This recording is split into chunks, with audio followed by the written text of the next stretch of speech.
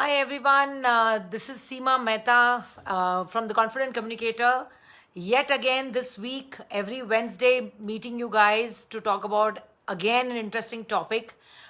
This is Imperfect Parenting, the series that we have started because a lot of parents have reached out to us asking us questions how they can help raise their kids, and we've been talking about being an imperfect parent is okay. It's okay to raise kids um, while being an imperfect parent. So this is a very interesting conversation today. I'm very excited about it because it's not just relevant to us as parents but also us as individuals, and that's about the concept of positivity. How do we ensure that we raise positive kids? And I thought I'm just waiting for my partner Deepma to join from the Confident Communicator. She should be on soon. And we're going to talk about this concept of success versus positivity and happiness. All of us will go through some adversity. I mean, this whole last year has been terrible in terms of, I would say 18 months, right? When the COVID started and we all went through that, and it doesn't seem to be ending at all. And adversity is a huge part of life. And yet, we have to keep finding ways in which we all remain afloat and remain positive. How do you do that? And I thought I would start with a little story that happened this morning actually. Fortunately, my daughter's school has started. She's 16 years old in the 11th grade. I was heading to drop her to school. In Bangalore, obviously, has great weather. We are in Bangalore, great weather, beautiful weather. And I have two dogs. And I decided that I would take both my dogs with me in the car to drop her to school. And she was a little bit apprehensive about it. I mean, she's this 16-year-old, and I thought a 16-year-old should be reckless, right? She should be. One second, I think Deepma wants to join. I'm going to just get her in. And once she joins, I'll start the story again. It was fun this morning. Hi Deepa, there you are. Hello. I was just talking about a story that I experienced. I was just saying that, we've been going through so much adversity in the last 1.5 years as human beings. And the conversation today is an important one because it's not just about being an imperfect parent, and that's not all. It's about us being humans and how, despite every adversity that we face, we still have to work very hard and make that and program our minds to be constantly at a very high vibration. And I was just talking about this really funny story that happened this morning. So here I am, ready to take my daughter to school. And, I have two dogs, as you know. And taking two dogs in a small little car that I have is a challenge by itself. And my 16-year-old, who I was dropping to school, was so stressed out about the fact that I was actually taking the dogs. She said, no, they'll fall down, this will happen, that will happen. And I'm listening to R.D. Burman songs on the radio, and the wind is blowing. It's a perfect Bangalore weather. My two dogs are popping their heads out of the window and having a fabulous time, and it's amazing. And there's my 16-year-old who's sitting there stressed out about the journey, how I will take two dogs back into the house, how will I manage everything. And I told her, relax, chill, because unless and until we take chances, we are never going to experience bliss, isn't it? So Yeah. but it got me thinking, that why is it that this generation is seems so stressed? Why are they Do they look happy? I mean, are we raising a bunch of kids who are very focused? She's very focused about her studies and about what she should do in her life and which college she wants to go. But I think that the fun in life is about these small things, right? These small moments, whether it's a beautiful Bangalore weather, it is the drive around the lake. I mean, those are the things we should be enjoying.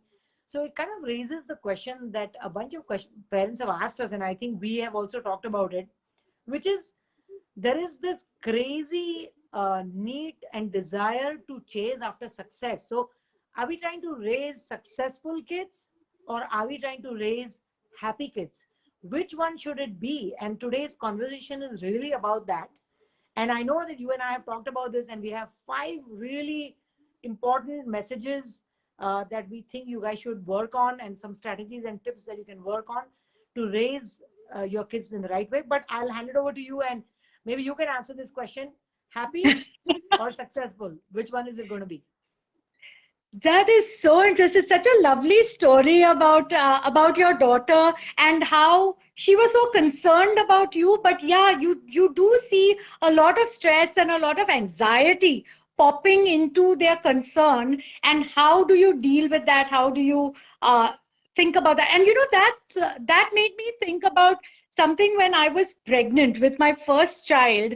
And I had subscribed to all these email groups and all of these groups where they talk about how to be a good mom, a great mom, how to have the perfect, I was so focused, I was so zoomed in on getting the perfect stroller and getting the best car seat and getting the best preschool, as they grew up. And I remember someone talking to me about that and saying, don't zoom in so much on only one aspect of your life, which is motherhood, but try to be a good human being and you'll automatically be a good mother. Exactly. Try Correct. to have fun, try to be happy, and that is going to definitely, quote unquote, infect your children, and they are going to react to that energy. And that's when I started realizing, and obviously it's been a journey, it's not been like, one magical day I decided to become a great parent or a happy parent. It has been one thing after another and one step after another. But one of the things that I remembered as I was thinking about this live about happy kids and raising happy kids and raising positive kids is that parenting is always referred to as being, because it is energetic, right? It is an energy, while Correct. everything else is doing. So Hmm. parenting is not a doing thing, it's not a verb, it's more of an energy. And that's why I love that you talked about that vibrational shift. And how do we do that vibrational shift? Because it is energy, and our children are reacting to our energy. And we talk a Yeah. lot about that, right? We talk a And lot about the there growth are mindset there and are there all are of two yeah. there are two aspects of this, right? Whenever we go on a flight, and I know the very common Yes, oxygen mask example, right? So you want to raise a happy child, uh, you need to give yourself oxygen first. So as parents, we exactly. need to be happy first. We are human beings first, right? We are individuals first, and we owe it to ourselves to get that happiness from within. And then eventually, when your vibration is raised, automatically It everything will around you. reflect. So by the end of that car journey, of course, I saw a turnaround in my daughter's attitude. She was smiling a lot. She was laughing and saying, "You're so goofy. You're the Oh, teenager. I'm the mom." So we had a good laugh about it. And I think that's very important to really, you have to raise your own vibration as a parent. And yes, what does that mean yes, to raise a vibration? If you start your day with negativity, everything becomes negative. So when you appreciate more, appreciation comes right back at you. Things start yes, appreciating more when you appreciate more, when you are more grateful, when you are more positive.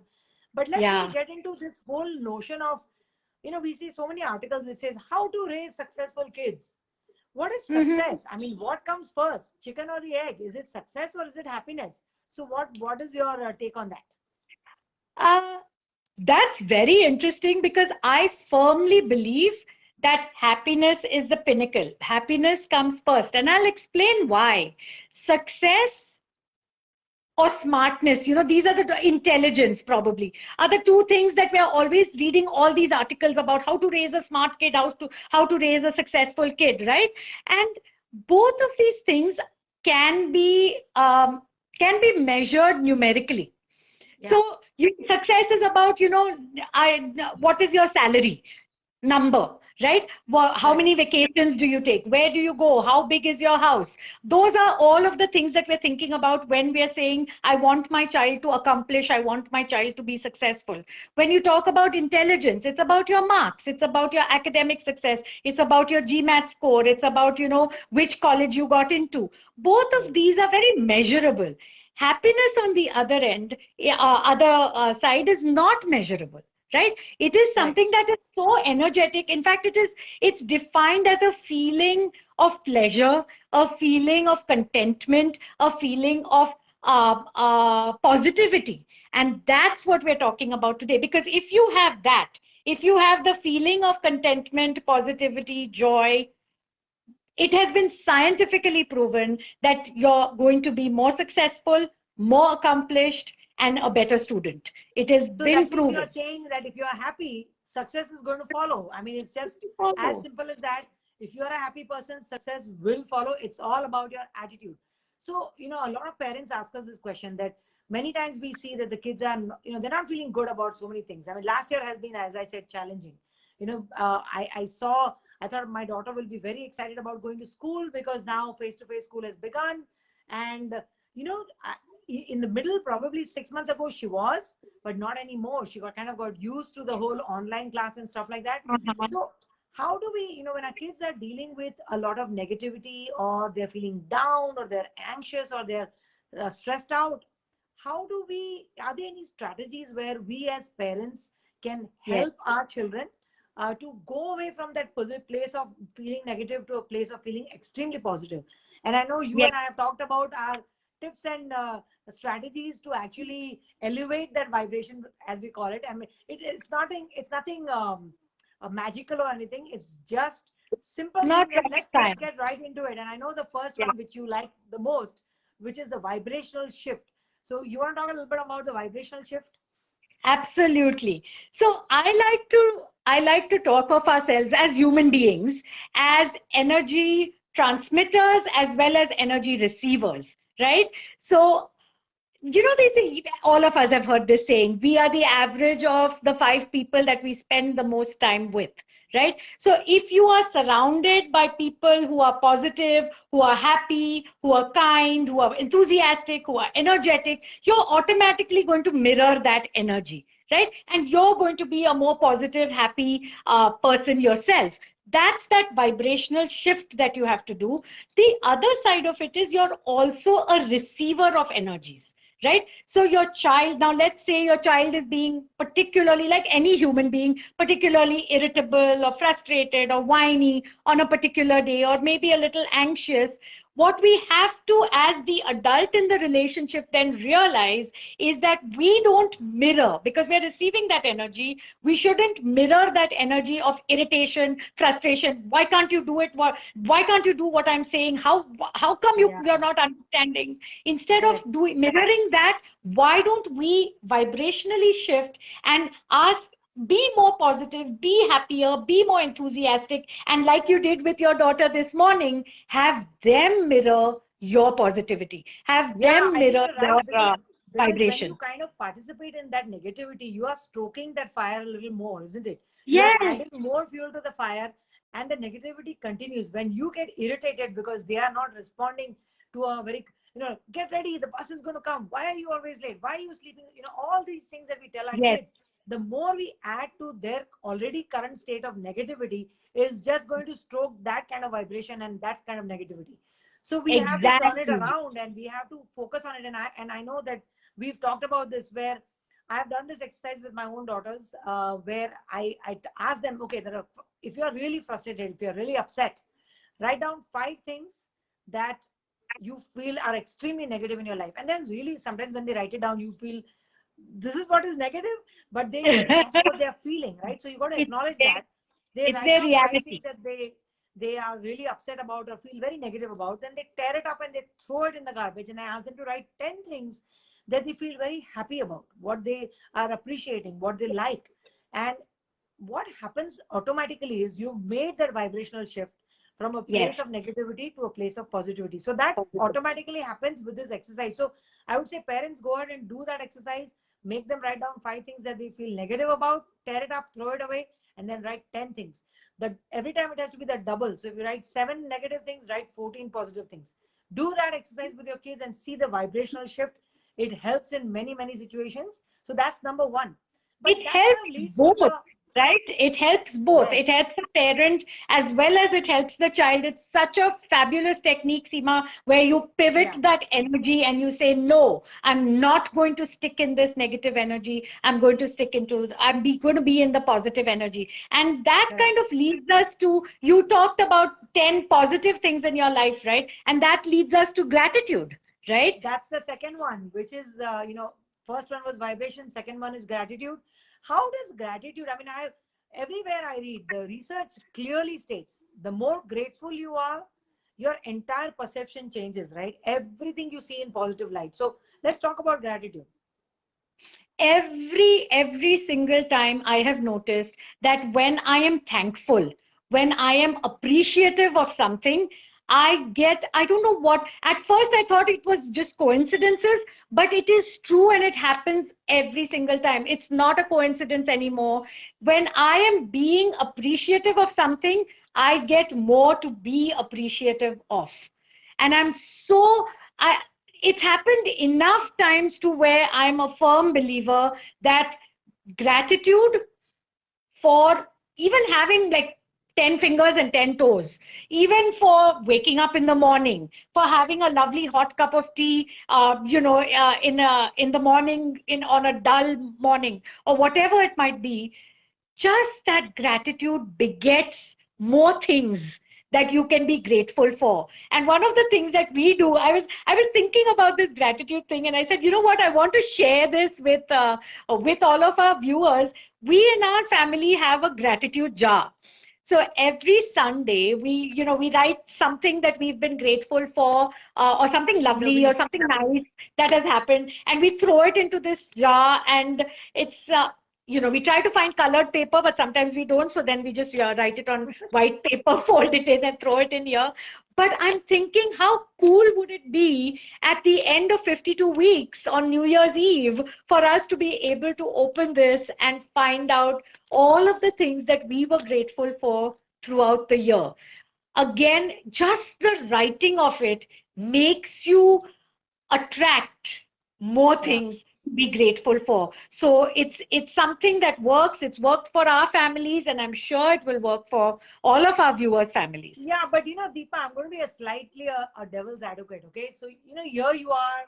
Say you're a student and you're a child, and something is your friend is not talking to you, or they're not including you in something, or you've done badly in an exam, and you are in this state of feeling miserable, and your mom will say, okay, you know what, you need to practice some gratitude, and then maybe in that moment you are probably not feeling grateful at all. Yeah, So yeah, at that time, how do you bring that vibrational shift? And I know that we've talked about this once before also in our previous Imperfect Parenting series, which is the growth mindset, where we love the word yet, where yes. we say that maybe your friends are not talking to you yet, but here is what we can do to deal with it. So let's talk about the third point, which is the growth mindset. How do we use the concept of growth mindset to create this positive vibration, and that state of mind in our children, so that they can deal with adversity Yeah. very well? That's really interesting, because first is obviously the use of the word yet. So if you're not getting a problem, let's say a math problem, or you're not able to solve something, or you got poor marks in your test, or whatever it might be, or your friend, like you said, your friend is not talking to you. One of the things that you can say is, you got these bad marks, so you can't solve this problem yet. Right? Correct. Which means that the minute you add the word yet, it means that it's not the end of the world. Just the fact that you can't solve the problem doesn't mean that everything's over. It's all done, right? So the word yet kind of helps the child realize that there's more to go. There's more practice. There's more maybe asking the teacher. There's more asking another friend. There's other friends that you can talk to and, hang out with until this friend kind of gets his or her act together and starts hanging out with you. And it may happen, it may not happen, but it's never the end of the world. And that's what I love about the growth mindset, is that anything that you want, it says yet. But the second principle of the growth mindset that I wanted to talk about today specifically is, as moms now, we always get into solution mode. So the minute the child is upset about something, or irritated or frustrated, for example, your child comes home and says, he's not talking to me, he's not playing with me, he doesn't want to play with me, he says mean things about me, whatever it might be. And immediately you get into solution. What did you do? What did you say to him? Why don't you say like this? Why don't you go give him this? Why don't you? We get into the solution mode. And I Correct. think what's important is we should get into the questioning mode, which is, what do you think you should do?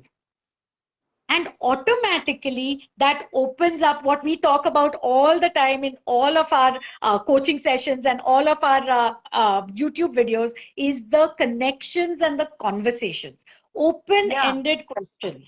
I think that's also kind of connects to the issue of resilience, right? I mean, if we want to make strong, resilient kids who are adaptable, who are able to deal with any adversity that they face in their lives, we need to allow them to create a solution for themselves. I think Yes, one of the things that I love doing in my house is giving my kids chores. Do some chores, work in the house, all of those yes, things, because all what chores also allows our children to do is to figure out and solve problems themselves. We've given them an assignment, they will solve it themselves. If they're dealing with a problem, they will start learning to solve it themselves. And how it shifts vibrationally the mindset is that there is always that thing that, okay, so your friends are not talking to you yet. Maybe you can sit with somebody who's sitting alone at lunch, and maybe you'll make a new friend. Or yeah, talk to them about the emotion that they're experiencing right now. Are you feeling anger? Maybe you need to go for a run and just cool down, and yeah. then you'll come up with a better. So allow them the space to figure out their own solutions, and to shift that mindset through these kind of strategies. So we've talked about three things: vibrational shift, we've talked about a growth mindset, and we've talked about gratitude. Now here's the fourth one that I personally love, which is kindness. So, in our Yes. leadership communication class, in the Confident Communicator, there's one assignment that we are extremely proud of, which is the random act of kindness. And now, why do we do the random act of kindness? Because we really believe that when you have a sense of empathy and kindness towards others, it leads your vibration to go higher. And I remember this one story. Am I echoing, Deepa? I feel like I'm No, no, echoing. no. I'm You're okay? fine. Maybe your laptop is on. Maybe just mute your laptop. No, it's But off. you're not echoing on here. No, it's off. Yeah. Okay. So I remember this story where this professor asked the students that here's a corridor. I want you guys to fill up the corridor with balloons. Make sure that the balloon that you put in the corridor has your name on it. So all the kids go into the corridor and put these hundreds of balloons in the corridor. And I think Savira says that yes, I'm echoing. I don't know why I'm echoing. I apologize for that. But Sorry about so that. then, Yeah. then the professor says, get into the corridor and find your balloon. So how does one child find their own balloon out of hundreds? So everybody is looking for the balloon and they can't find it. So the professor says, okay, here's another instruction. Pick up a balloon, see the name of the person and give it to that person. Within 5 minutes, this entire exercise was over and everybody got their own balloons. This is the concept of kindness. So how does kindness raise somebody's vibration? It's beautiful that you said that, because every single time we do the act of kindness exercise in our classes as well, every single time you have the students, when they do their presentations on what was their act of kindness, what did they choose to do, what money did they raise, where did they go and give it, or who were they being kind to, or what is, sometimes you have animals, they tend to they try to adopt animals and be kind to animals.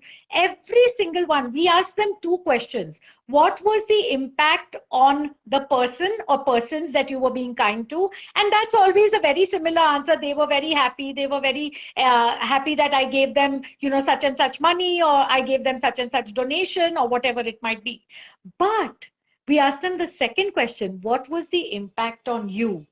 And almost every single child comes back and says, I felt so good, I felt so happy that I was able to help someone else. What kindness does, and the way in which kindness makes you shift your vibration, is you get that confidence and you get that feeling of power and empowerment, not in a bad way, that good power, that I have something within me that I can help others and bring a smile on someone else's face.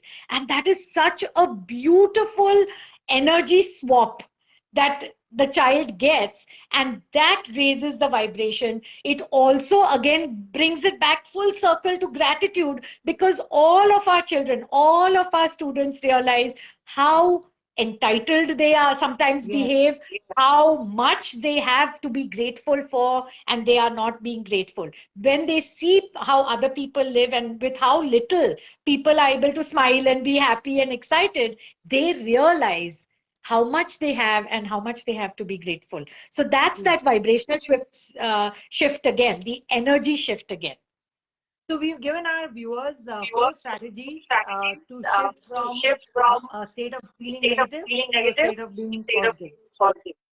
Yes. So the last one, but not the least, is to make the right connections or to find your own tribe, whether it is through your friends or family or through your just your community. How does connections make a person's vibration become positive? So obviously, the first one, if I'm talking as a mother, if I'm talking as a parent, I tell mothers all the time, take time for yourself. If you can't pour, like you said in the airline mask example, right? Help yourself first. You can't First, pour from an empty cup. So yes, make sure that your cup is overflowing. You are full of happiness. You are full of joy. And how do you do that? Hang out with your friends. Take time for yourself, maybe some kind of self improvement, take a course, watch a TV serial, read a book, whatever it might be. Make sure that you are high vibration. And then only will you be able to pass on that vibration to your children. The other thing is the connections. Now, again, I was talking about the open-ended questions. If we ask open-ended questions, that results in conversations. And when you have conversations, everyone is happier because everyone feels empowered enough to find solutions. As mothers, sometimes we feel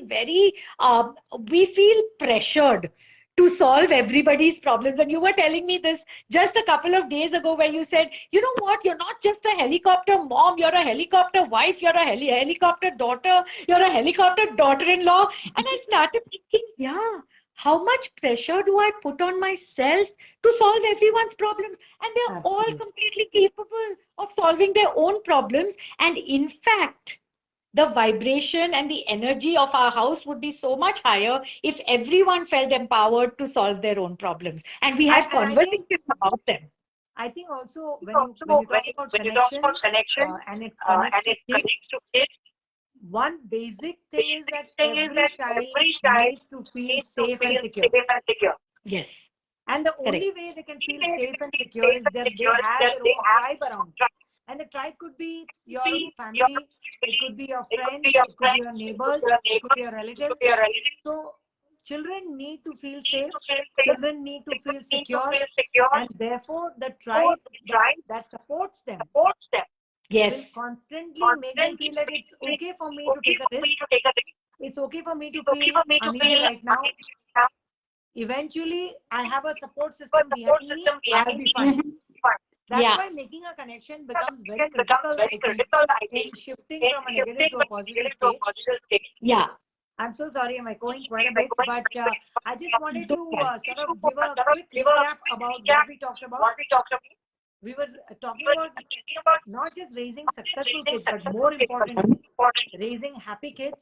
Because if you raise happy kids, they will automatically become successful. So let's not focus on the success, but let's focus on the happiness. And we have offered 5 tips. When we finish this Facebook Live, you will get three things. One, you will get a video to recap and show you how you can reprogram your child's mind and make them a happy child. Second, we are going to give you a free PDF on how to raise happy kids. So that's from us. And third, very importantly, is a lot of parents worry about exams. So we have a video called Ace Every Exam. So you will see that at the end of this Facebook Live. And again, I want to say so many different parents have reached out to me through WhatsApp or through Facebook or through Instagram and told us that they are really enjoying this live and they're getting a lot of good value. So we're very grateful for that. And Thank we would you. like you Yeah. to continue sending us questions. Put it in the chat, put it in the comment section so that we can help you with anything that, because we have dealt with more than 3,000 kids. We have developed products like the conversation card so that families are gadget free. We have developed a journal called My Life My Way so that you can discover the best version of yourself. We have created affirmation and self-care cards. We are completely immersed in this whole idea of gadget free, Free gadgets. grateful, gratitude related products. And we want that all our kids feel empowered to be happy and successful, but more importantly, happy. So, Yes. anything from you, Deepa, before we end? One last thing, happiness is a habit. Positivity is a habit. So we have Absolutely. to start today and start cultivating it. And you will always be, yes, there will be downs, but you will be able to shift yourself back up into the positive vibe, Which into the means you happy just vibe. have to have the right attitude. Have the right attitude, and you will raise happy kids. You be happy first, and your kids are going to be happy. So that's it Yep. for today. We'll meet again next Wednesday. Thank you guys again for all your questions, and we'll see you next time. Thank you. Bye. Bye.